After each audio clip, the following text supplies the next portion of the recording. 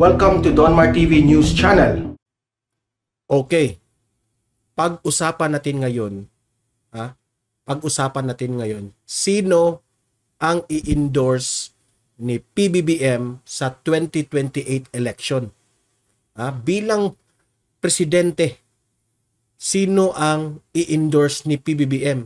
Si VP Sara ba o itong si Martin Tambaloslos Romualdez?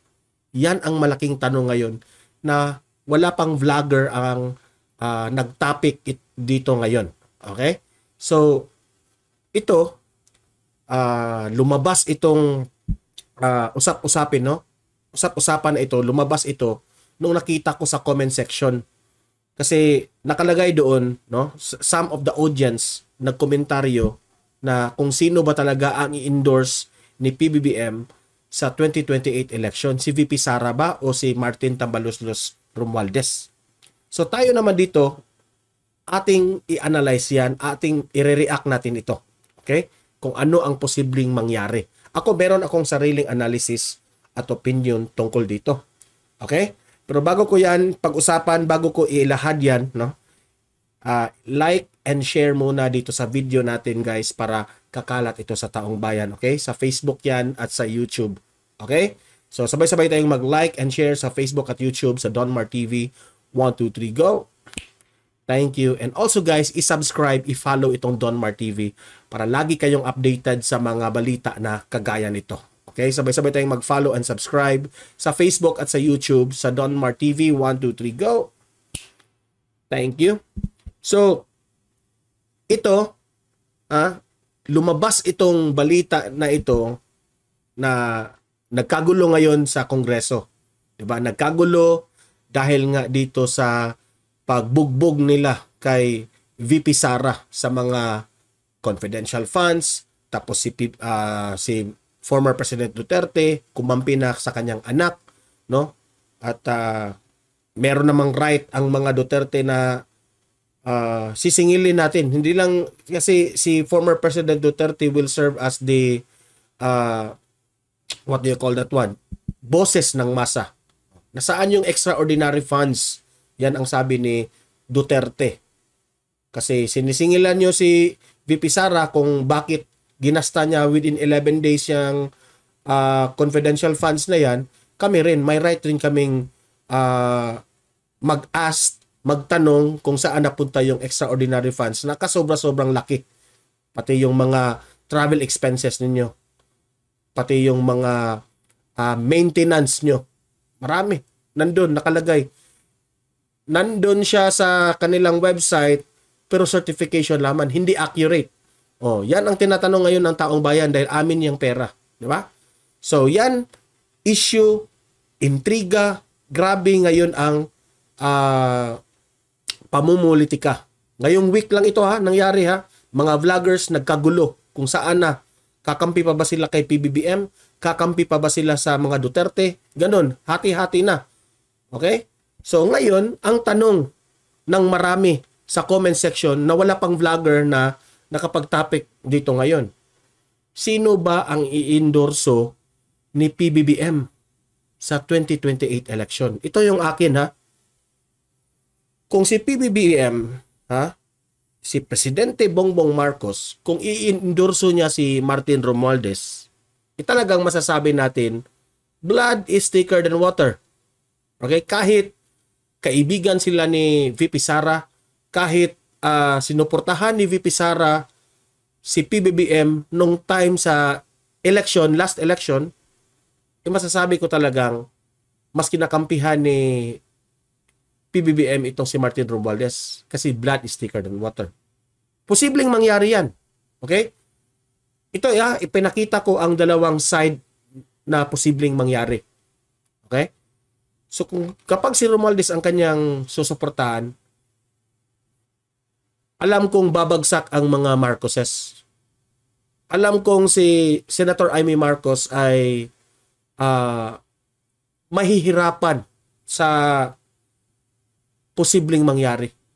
Dahil itong si Senator Amy Marcos naglabas ng bagong statement ngayon na kahit siya na lang ang mag-isang magsuporta sa mga Duterte, wala siyang pakialam.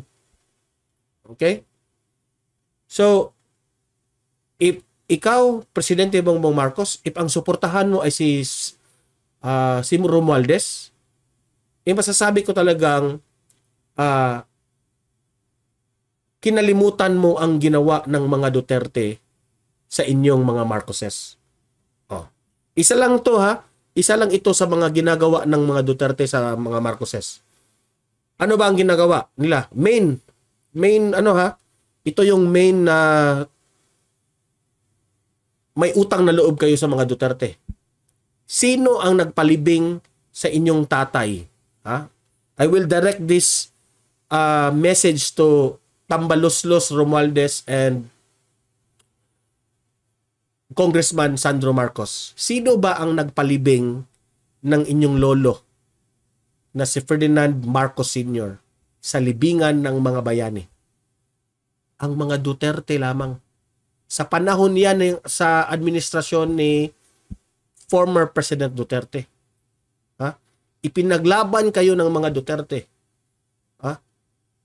Kayo, Duterte ang rason bakit naging popular uli yung mga Marcoses. Kaya kayo ngayon nakaupo diyan sa Kongreso. Isa sa mga dahilan diyan yung pagsuporta ni former President Duterte sa inyo. Lagi kayong binibida ni Duterte sa kanyang administrasyon ng mga Marcoses. Dahil sirang-sira ang inyong mga pangalan sa panahon ni Pinoy, ng mga dilawan, na mga oposisyon ngayon. Ngayon, inakusahan nyo pa, some of the vloggers, inakusahan pa nila itong mga Duterte, si former President Duterte, VP Sara, na sila na raw yung bagong mukha ng mga oposisyon. Paano magiging oposisyon yan? Itinulungan kayo dati yan. Di ba? Okay. Yun if si Tambaloslos ang susuportahan ni PBBM. Pero kung susuportahan nyo, ang i-endorse mo PBBM ay si VP Sara, masasabi ko talagang may prinsipyo kang presidente. Okay? Kasi alam naman natin na si VP Sara ay nagtatrabaho lamang, hindi na mumulitika. Inunahan yan ng mga Makabayan Black sa confidential funds na nagreklamo sila. Sinabayan naman itong si Tambaloslos Romualdez kasi may ambisyon. Okay? Pero kung si PBBM ay susuporta kay VP Sara, talagang tumingin ka sa marunong kang tumingin ng utang na loob, marunong kang makisama sa iyong kaibigan na si VP Sara. At alam ko ang mga vloggers dito magagalit. Pero I'm pretty sure in my own opinion, and I believe Presidente Bongbong Marcos na si VP Sara ang kanyang i-endorse sa 2028. I still believe that one. Pero kung hindi, alam nyo na kung anong mangyayari. Okay? So kayong mga audience ko dito, libre kayong mag-comment, mag-react tungkol dito. Sino ba ang susuportahan ni PBBM sa 2028 election? Si Tambaloslos ba o si Vice President Inday Sara Duterte? Pag-usapan natin yan sa comment section. Okay? Like and share this video para kakalat ito sa taong bayan. Subscribe, follow sa Donmar TV para lagi kayong updated sa mga balita na kagaya nito. Okay? I will give follow-up vlog tungkol dito kung sino ang endorse ni PBBM. Okay? See you in my next video. Have a great day and God bless sa inyong lahat.